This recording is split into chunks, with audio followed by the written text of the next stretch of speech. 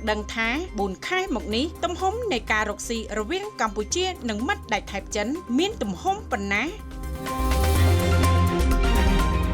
យោងតាមរបាយការណ៍ពីអគ្គនាយកដ្ឋានគយនិងរដ្ឋាភិបាលកម្ពុជាបានបង្ហាញឲ្យដឹងថាទំហំពាណិជ្ជកម្មទ្វេភាគីនៃការរកស៊ីរវាងកម្ពុជានិងមិត្តចិនបានកើនឡើងដល់ទៅចំនួនជាង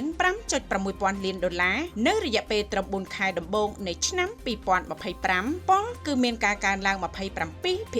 បើធៀបនឹងរយៈពេលដូចគ្នាកាលពីឆ្នាំមុនដោយមានទំហំត្រឹមចំនួន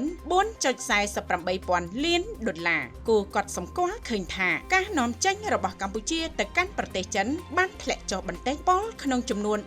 1.7% ធៀបនឹងរយៈពេលដូចគ្នាកាលពីឆ្នាំមុនដោយមានទំហំ 478.63 លានដុល្លារខណៈការនាំចូលពីប្រទេសចិនមកកម្ពុជាវិញបែរជាកើនឡើងដល់ចំនួន